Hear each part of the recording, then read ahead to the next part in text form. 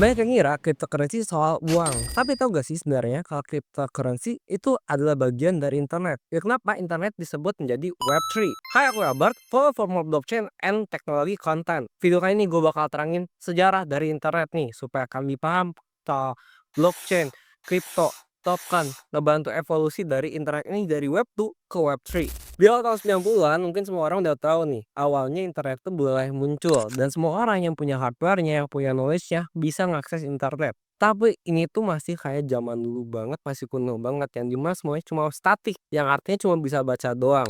Jadi ini tuh masih belum bisa ngapa-ngapain, kita masih belum bisa ngupload konten, kita nggak bisa nge-like, comment, share sama sekali.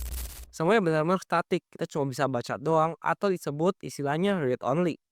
Nah, dari situ muncullah Web 2 di awal tahun 2000-an. Mulai muncul institusi besar seperti Amazon, eBay, YouTube, Facebook, dan lain-lain ngebangun di atas Web 1 ini. Nah, di Web 2 ini tuh bikin kita semua bisa bikin konten seperti ini. Mau bikin konten lah, mau share sesuatu, semua bisa dilakuin di Web 2 ini. Tapi rata-rata mau konten kita tuh bukan punya kita, tapi punya institusi-institusi besar ini. Fun fact, ada 5 perusahaan besar yang ngatur keseluruhan dari internet. Seenggaknya 90% dari internet itu sendiri. Apa aja perusahaan itu? Nah, jadi inilah perusahaan-perusahaan yang ngatur internet saat ini. Itu kenapa banyak banget orang-orang make di waktu saat ini merasa tidak dibebasin. Kenapa? Karena bayangin gini, konten-konten yang kalian buat, konten-konten yang kalian ciptakan, yang kalian upload, yang kalian kerjain dengan susah payah, semua itu tuh bukan punya kalian. Emang mungkin buat konten-konten kreator besar bisa monetize dari konten-konten mereka. Atau mungkin mereka bisa dapat nama, dapat influence, dapat endorse segala macam. Tapi faktanya perusahaan-perusahaan besar seperti YouTube, TikTok, Instagram jauh lebih banyak dapetin uangnya dibanding kita. Emang kita dapat monetisasi mungkin dapat 10 juta per bulan. Tapi pihak platform-platform tersebut jauh dapat lebih banyak dari ad revenue atau yang lain-lainnya ketimbang kita. Itu kenapa mereka mau cari cara supaya mereka bisa owning dari konten-konten tersebut nih. Misalkan gini, kalian udah bikin konten jauh dengan susah payah dari payah kalian. Kalian dapat followers 500.000 atau bahkan 5 juta. Konten kalian di views 1 juta, 2 juta. Banyak banget yang follow, banyak banget yang like, banyak banget yang comment, share semuanya. Tapi data-data tersebut dimiliki sama institusi-institusi besar tersebut. Bukan punya kalian. Jadi misal kalau kalian di-ban atau di-freeze akunnya, otomatis kalian bakal bisa ambil data tersebut.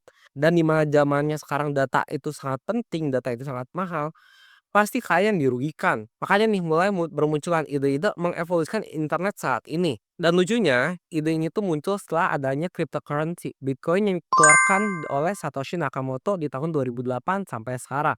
Jadi dengan adanya kehadiran Bitcoin ini, ada sebuah konsep blockchain yang decentralized, yang artinya semuanya tuh bukan punya institusi besar lagi. Bayangin kayak gini, kalau waktu Web 2 semuanya tuh masih satu server. Makanya data tersebut solely dimiliki oleh company-company besar tersebut sama platform-platform besar tersebut nih. Nah, sedangkan kalau decentralized nih, itu seperti mesinnya tuh nggak cuma di satu tempat aja, nggak di satu server aja. Ada ratusan orang yang masuk kontribusi ke jaringan tersebut, yang verifikasi, yang nyimpan, yang ngolah semua data tersebut. Itu kenapa di Web 3 ini semuanya tuh decentralized, semuanya jauh lebih aman. Gak ada lagi yang bisa manipulasi, gak ada lagi yang bisa ngambil hak kepemilikan dari data tersebut.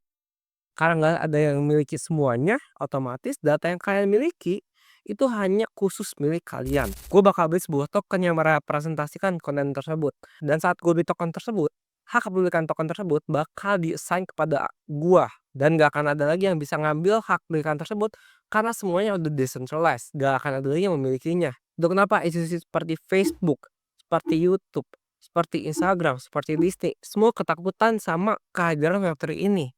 Karena bakal ngubah cara mereka bermain, cara mereka berbisnis. Kalau dulu yang ngatur semuanya itu institusi besar, di Web 3 ini yang ngatur tuh kita sendiri.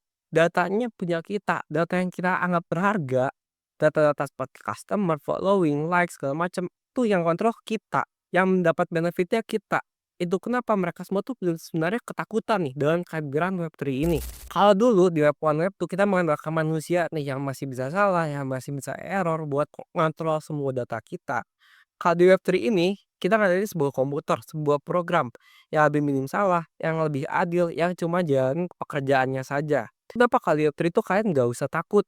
Kenapa? Karena kalian udah nggak perlu lagi nih percaya sama orang ini atau kalian nggak kenal sama orang ini, tapi kalian bisa berinteraksi, kalian bisa jualan, bisa transaksi, kalian bisa mengupload sebuah konten yang khusus punya kalian, kalian bisa melakukan apa saja di internet tanpa takut data kalian tuh hilang. Itu kenapa Web3 akan menjadi versi internet yang kita harapkan. Entah kalian menjadi content creator dalam sebuah platform, entah kalian kontribusi menjadi sebuah miner dalam ekosistem Bitcoin atau yang lain-lainnya, kalian benar-benar diuntungkan di Web3 ini. Itu kenapa kalau kalian suka konten seperti ini, jangan lupa buat like, comment, dan follow ya guys.